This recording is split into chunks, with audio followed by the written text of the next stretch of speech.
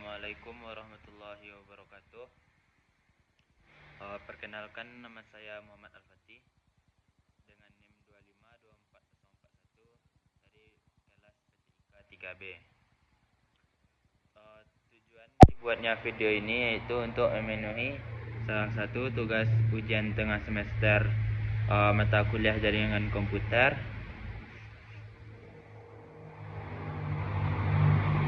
Di sini saya akan menjelaskan tentang 5 materi yang telah saya pelajari di mata kuliah jaringan komputer.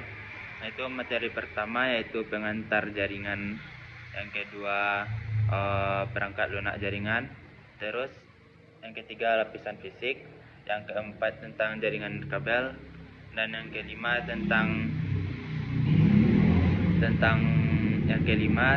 pengantar jaringan. Baiklah, di sini saya akan menjelaskan materi pertama yaitu tentang pengantar jaringan komputer. Pengertian jaringan komputer itu sebenarnya adalah sekelompok perangkat seperti komputer, HP, printer, laptop, dan lainnya yang saling terhubung, bisa berbagi data, sumber daya, dan file dokumen dan komunikasi. Misalnya kita punya laptop dan mau ngeprint, tapi printernya bukan di meja kamu, melainkan di ruangan lain. Nah, lewat jaringan komputer kamu bisa ngeprint dari ruangan kamu ke printer ruangan lain. Kamu bisa ngeprint dari jauh tanpa harus mencolokkan kabel ke printer itu langsung. Tujuan utama jaringan komputer yaitu untuk supaya data dan informasi bisa dikirim dari satu tempat ke tempat lain dengan cepat, akurat, dan aman. Selanjutnya itu manfaat jaringan komputer. Yang pertama ada jaringan komputer berbagi sumber daya. Contohnya beberapa komputer bisa pakai printer atau penyimpanan yang sama. Jadi hemat, nggak perlu beli banyak alat. Selanjutnya itu jaringan komputer sebagai komunikasi. Ini yang sering kita pakai, seperti kita berkomunikasi di WhatsApp, di chat, di video, di email, dan sebagainya. Semua itu jalan karena adanya jaringan komputer. Selanjutnya fungsi yang ketiga yaitu manfaat yang ketiga yaitu akses data dari mana aja. Misalnya kamu simpan tugas di komputer kampus, terus kamu buka lagi di laptop di rumah lewat jaringan, itu contohnya akses data dari jauh. Selanjutnya itu keandalan. Kalau satu server mati, masih ada server lain yang menyimpan salinannya, jadi data tetap aman. Yang kelima yaitu hemat biaya. Karena alat ini koneksi bisa pakai bareng-bareng, otomatis biayanya jadi lebih murah. Komponen jaringan komputer. Jaringan komputer ini memiliki tiga komponen utama yaitu software, hardware, dan media. Software ialah kalau software ini isi otak dari komputer tersebut, bagian yang ngatur semuanya, seperti sistem operasi, contohnya Windows, Linux, Mac OS, dan lain-lain. Terus protokol jaringan, terus aplikasi. Ini semuanya dari software. Selanjutnya komponen utama yang kedua itu hardware atau perangkat keras. Selanjutnya komponen utama yang kedua yaitu hardware. Ini bagian fisiknya seperti komputer, handphone, laptop, itu yang bisa kita pegang itu hardwarenya. Terus juga ada kartu NIC atau NIC, adalah singkatan dari Network Interface Card. Selanjutnya komponen utama yang ketiga itu media transmisi. Ini jalan yang dipakai buat ngirim data, bisa berkabel ataupun tidak wireless. Terus selanjutnya klasifikasi jaringan komputer. Yang pertama itu berdasarkan jangkauan geografis atau area cakupan. Ini cara paling umum untuk mengelompokkan jaringan dari yang paling kecil sampai yang paling besar. Yang pertama yaitu PAN, yaitu Personal Area Network. PAN ini adalah jaringan super kecil yang dipakai untuk menghubungkan perangkat pribadi dan jarak sangat dekat, biasanya beberapa meter saja. Contoh HP kamu ke headset Bluetooth, mouse Bluetooth yang terhubung ke laptop. Pokoknya Bluetooth lah, jangkauannya sekitar 1-10 meter. Selanjutnya yaitu LAN. LAN adalah Local Area Network. Jaringan ini mencakup area kecil seperti rumah, sekolah, laboratorium, atau kantor. Contohnya, komputer-komputer yang ada di labor sekolah yang saling terhubung dengan jaringan WiFi di rumah kamu. Jangkauannya itu sekitar 100 meteran sampai beberapa kilometer tergantung kabel dan routernya. Yang ketiga itu MAN. MAN adalah Metropolitan Area Network. Jaringan ini yang menghubungkan beberapa LAN dari satu kota ke wilayah besar, biasanya dikelola oleh pemerintah atau institusi besar. Contoh jaringan ini itu seperti antara kampus yang satu kota. Yang kedua yaitu berdasarkan fungsi perangkat. Client server adalah ada satu komputer pusat server yang jaringan pengguna. Yang kedua peer to peer atau 2P2. Semua perangkat setara, bisa jadi client atau server. Yang ketiga itu berdasarkan bentuk atau topologi. Topologi itu kayak peta hubungan antara perangkat. Pertama itu topologi bus. Semua komputer terhubung ke satu kabel utama, disebut backbone. Kalau kabel utamanya putus, seluruh jaringannya juga putus. Yang kedua itu topologi star. Semua komputer terhubung ke perangkat pusat, biasanya hub atau switch. Kalau satu kabel rusak, yang lainnya bisa tetap jalan. Yang ketiga itu topologi ring atau melingkar. Komputer terhubung membentuk lingkaran. Data berjalan satu arah dari satu perangkat ke perangkat berikutnya. Selanjutnya itu topologi mesh. Setiap komputer terhubung satu-satu, terhubung semuanya langsung ke semua komputer. Selanjutnya itu topologi tree atau topologi bentuk pohon, gabungan antara star dan bus. Ada kabel utama sebagai batang, lalu bercabang dan beberapa jaringan kecil. Selanjutnya itu topologi hybrid atau gabungan semuanya, gabungan dari dua atau lebih, misalnya star gabung ring, gabung bus. Selanjutnya protokol jaringan. Protokol jaringan adalah sekumpulan aturan yang digunakan untuk saling berkomunikasi di jaringan agar data bisa dikirim dan diterima dengan benar. Protokol itu semacam bahasa standar biar semua perangkat bisa saling mengerti. Yang paling penting adalah TCP atau IP. Ini adalah dasar dari internet. Materi yang kedua yaitu tentang perangkat lunak jaringan komputer. Apa itu perangkat lunak jaringan komputer? Kalau perangkat keras itu tubuhnya jaringan, maka perangkat lunak adalah otaknya. Tanpa software, alat-alat router, switch atau komputer nggak bakal ngerti gimana cara yang komunikasi sama yang lain. Intinya, perangkat lunak adalah program atau aplikasi yang tugasnya buat ngatur, menjalanin, dan ngawasin komunikasi dalam jaringan komputer. Contohnya kayak sistem operasi, browser, aplikasi, firewall, dan lain-lain. Fungsi utama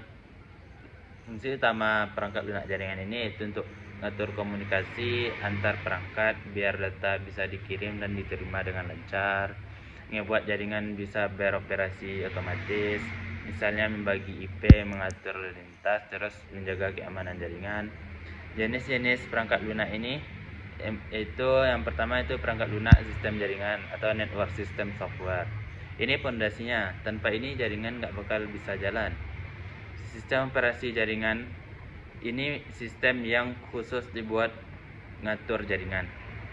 Fungsinya itu ngatur pengguna, berbagi file, dan juga keamanan. Contohnya Windows Server, banyak dipakai di kantor-kantor besar. Lalu Linux Server, stabil banget, sering dipakai buat web server. Selanjutnya protokol jaringan atau network protokol. Ini kayak bahasa komunikasi antara perangkat di jaringan. Contohnya TCP atau IP, dasar internet, HTTP atau HTTPS buat browser web, FTP buat kirim file, dan SMTP buat email. Yang kedua itu jaringan perangkat lunak jaringan aplikasi jaringan. Ini software yang dipakai langsung untuk memanfaatkan jaringan, contohnya web, email, aplikasi chat, klien, dan aplikasi P2P. Intinya, ini bagian yang paling sering kamu lihat pakai sehari-hari. Yang ketiga itu perangkat lunak keamanan jaringan. Tujuannya untuk melindungi jaringan dari serangan atau gangguan virus atau lainnya. Contohnya firewall. Penyaring data yang keluar masuk jaringan, contoh Windows, firewall. Yang kedua antivirus, lalu VPN, lalu intrusion detection kayak snort atau surikata buat mendeteksi aktivitas mencurigakan. Bayang ini kayak sistem keamanan rumah kamu. Firewall itu pintunya, antivirus penjaganya, dan IPS itu kamera pengawasnya. Yang keempat yaitu perangkat lunak administrasi dan pemantauan network administrasi. Bagian ini biasanya dipakai administrasi jaringan buat ngatur, ngawasin, dan menyelesaikan masalah jaringan. Nah, lanjut ke materi yang ketiga yaitu tentang lapisan fisik. Apa itu lapisan fisik? Kalau kamu bayangin jaringan komputer itu kayak sistem komunikasi manusia, maka lapisan fisik ini adalah bagian yang ngurusin bagaimana suara data bisa sampai dari mulut pengirim kepada telinga penerima. Jadi lapisan fisik ini adalah lapisan paling dasar model jaringan, terutama di model OSI. Dia bertanggung jawab buat mengubah data digital menjadi sinyal listrik, cahaya, dan gelombang radio supaya bisa dikirim lewat kabel atau udara. Intinya di sini data benar-benar bergerak. Fungsi utama lapisan fisik itu untuk transmisi data, yaitu mengubah bit digital 0 dan 1 menjadi sinyal yang bisa lewat kabel atau udara. Misal komputer kirim 1011, lapisan fisik itu jadi sinyal listrik on atau off. Yang kedua itu spesifikasi media transmisi. Yang ketiga menentukan topologi fisik, yang gimana perangkat disusun dan dihubungkan secara nyata, misal topologi bintang, ring, bus, star, dan lain-lain. Yang keempat itu menangani interface untuk mengatur bentuk colokan, port, dan tegangan sinyal supaya perangkat bisa nyambung. Konsep transmisi itu proses mengirim data dari satu titik ke titik lainnya. Ada dua jenis utama, yaitu transmisi analog dan digital. Transmisi analog sinyalnya bergerak gelombang halus seperti suara, contohnya sinyal radio, televisi. Kalau transmisi digital yaitu sinyalnya berbentuk pulsa 0 dan 1, contoh komunikasi antar komputer, kabel LAN, dan lain-lain. Jaringan transmisi bentuknya itu media transmisi itu bisa dibagi jadi dua kelompok besar, yaitu media terbatas dan media tak terbatas. Media terbatas ini dia pakai kabel. Kalau media tak terbatas dia tidak pakai kabel atau wireless. Pertama, kabel twist pair UTP. Bentuk kabel ini terdiri dari beberapa pasang kawat dan tembaga tipis yang dililit berpasangan. Biasanya ada 4 pasang kabel di dalam satu lapisan pelindung. Ujungnya pakai konektor RJ45. Selanjutnya UTP tanpa pelindung, tambahan murah dan umum dipakai di jaringan LAN. Selanjutnya STP, ada pelindung logam buat ngurangin gangguan sinyal. Kelebihannya itu murah, mudah dipasang, kekurangannya gampang terganggu oleh sinyal jauh. Dua itu kabel koaksial. Bentuknya kabel ini punya inti tembaga tunggal di tengah, terus dilapisin oleh isolator jaringan logam dan pelindung luar, biasanya lebih tebal dari kabel LAN. Bayangin kayak kabel TV atau antena parabola. Kelebihannya itu sinyalnya stabil, bisa dipakai jarak menengah. Kekurangannya agak susah dipasang dan udah jarang dipakai di jaringan modern saat sekarang ini. Yang ketiga itu kabel fisik fiber optik. Bentuknya fiber optik itu terbuat dari serat kaca atau plastik super tipis, setipis rambut manusia. Cara kerjanya itu cahaya dipantulkan bolak-balik di dalam serat kaca kayak sinar laser di dalam tabung. Kelebihannya super cepat, jarak jauh, tahanan gangguan elektromagnetik. Kekurangannya mahal dan butuh teknisi terlatih buat pasangnya. Keempat, media tak terbatas atau nirkabel. Bentuknya nggak terlihat oleh mata karena berupa gelombang elektromagnetik yang dikirim lewat udara. Dipakai oleh router wifi, HP, laptop, bluetooth, mouse wireless, dan lain-lain. Kelebihannya praktis, nggak perlu kabel, kekurangannya mudah terganggu. 5, yaitu inframerah atau infrared. Bentuknya masih berupa gelombang cahaya, tapi bisa dilihat mata. Biasanya dipakai buat komunikasi jarak pendek kayak remote TV atau transfer file HP zaman dulu. Kelebihannya itu murah dan aman, kekurangannya harus saling berhadapan langsung.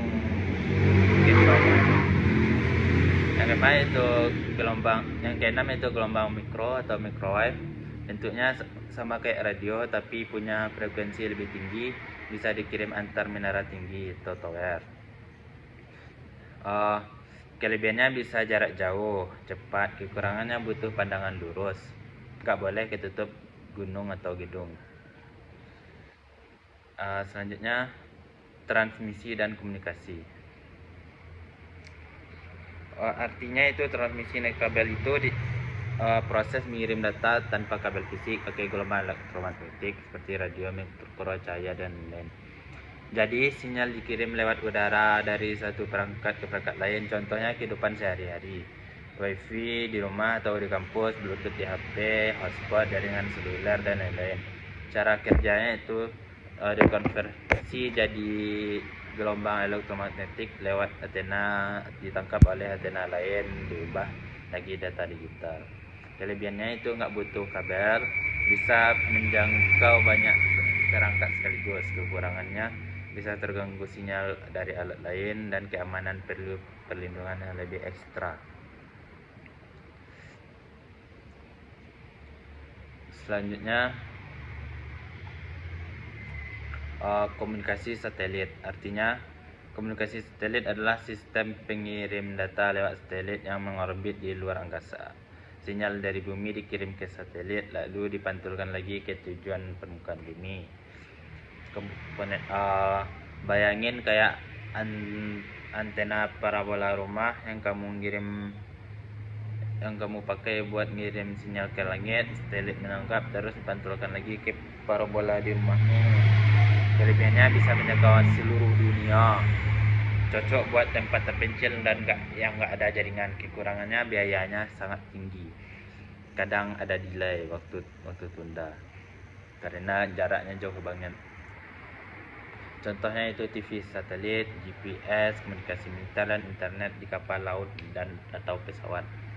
Selanjutnya itu jaringan telepon umum. Artinya ini adalah sistem komunikasi tradisional yang dipakai buat panggilan suara lewat jaringan tembaga. Cara kerjanya singkat. Ketika kamu nelpon, suara kamu diubah jadi sinyal listrik, lalu dikirim lewat jaringan kabel, diterima oleh telepon penerima, lalu diubah lagi jadi suara. Kelebihannya stabil dan bisa digunakan di area luas, cocok buat komunikasi suara. Kekurangannya butuh kabel panjang dan infrastruktur besar, nggak cocok buat transfer data seperti internet. Selanjutnya itu sistem telepon seluler. Artinya telepon seluler HP kayak biasa, bekerja pada jaringan radio seluler yang banyak setiap menara terhubung ke jaringan utama. Jadi HP bisa tersambung meskipun kamu pindah tempat. Bayangin kayak kamu naik motor sambil teleponan, pas kamu pindah area, sinyal HP kamu otomatis pindah dari satu menara ke menara lainnya tanpa putus. Kelebihannya itu bisa komunikasi di mana saja asal ada sinyal, fleksibel dan cepat berkembang. Kekurangannya kualitas sinyal bisa berubah-ubah. Itu kelima, televisi kabel. Artinya televisi kabel adalah sistem yang menyalurkan siaran TV lewat kabel, biasanya di rumah pelanggan, jadi bukan lewat antara udara kayak TV biasa. Cara kerjanya, sinyal dari stasiun TV dikirim ke pusat operator, diteruskan ke kabel rumah pelanggan, ditangkap oleh set-top box atau oleh decoder, ditampilkan di layar. Kelebihannya kualitas gambar dan suara lebih bagus, nggak terganggu cuaca, bisa menyalurkan banyak channel sekaligus.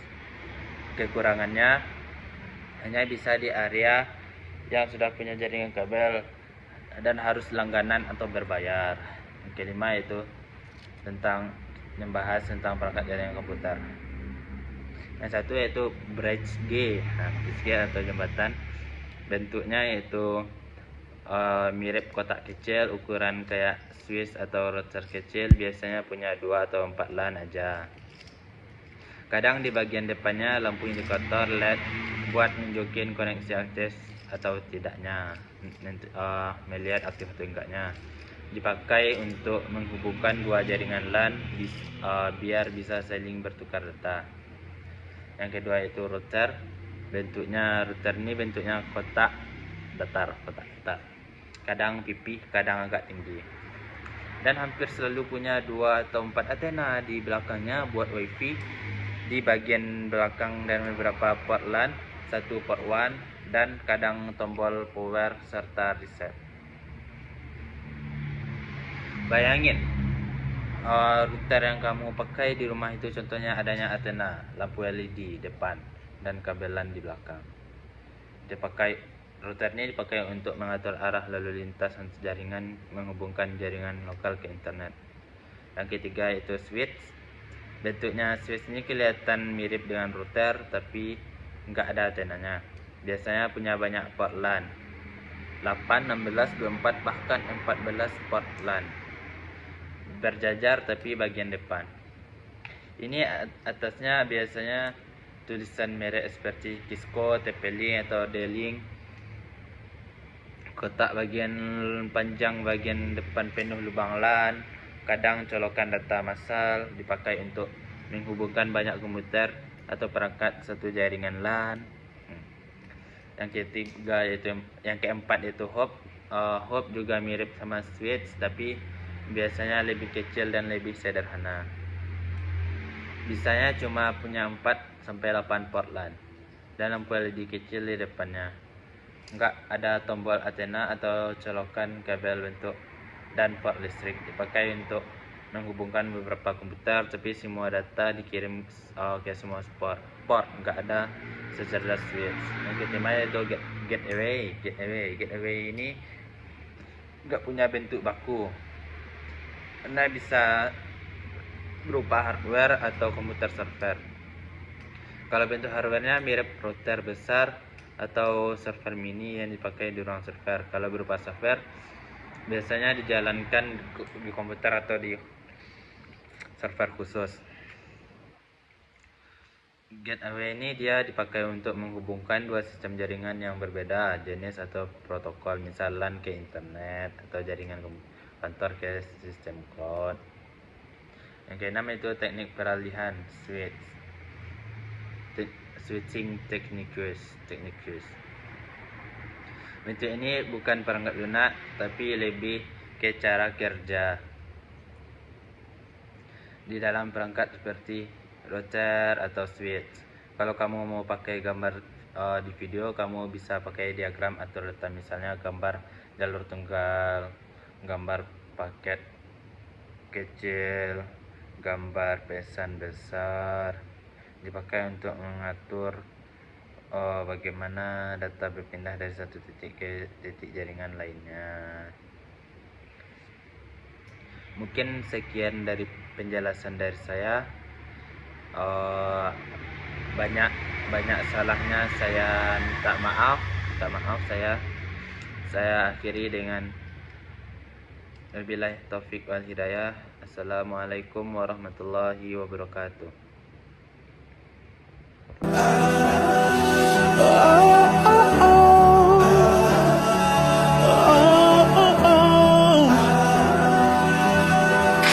Every night I'm talking to the moon,